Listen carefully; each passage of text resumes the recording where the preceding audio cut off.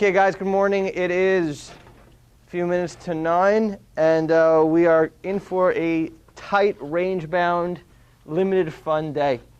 Right off the bat, I'll tell you, we've got the FOMC meeting. It's a 2-day, so everything's coming out tomorrow, even though everybody knows that they're not going to do anything different.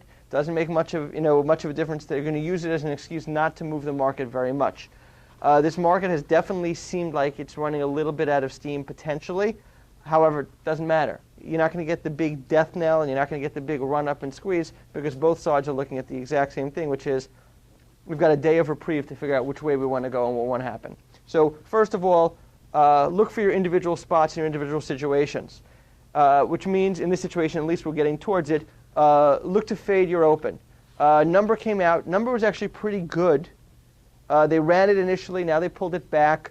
Looking like we're going to get a down open about 5 handles if it holds to where we're at right now, which is going to correspond to bring you roughly to 9,300.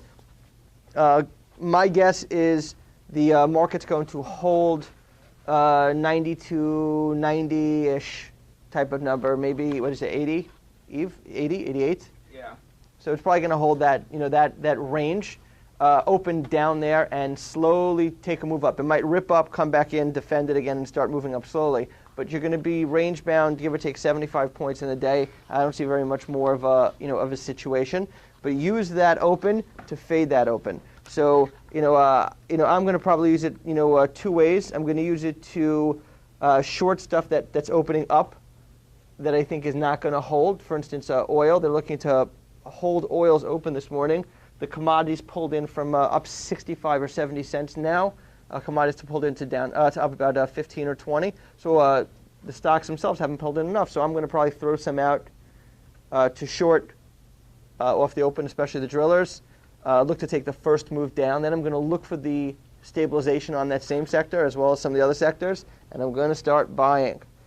Just because, again, I don't feel that we're going to have a massive death knell move in any of these things in any direction.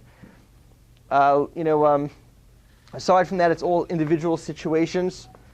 Not much more, to happen. Look for the bottoming, and if you can pick up any groups that are showing strength at that point, look to it again. Red Book numbers came out.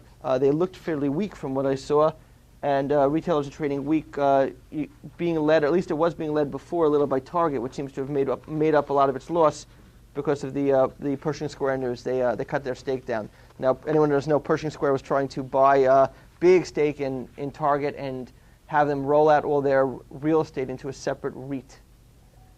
And they gave up half their stake in Target right now. So that tells you that plan's off the table, which should be generally bearish for the stock, although the stock's not reacting that way as of yet. It was earlier. It's not as of yet.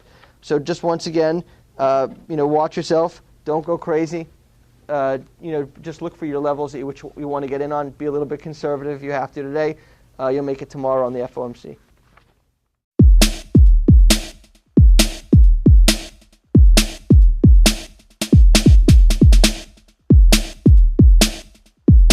Da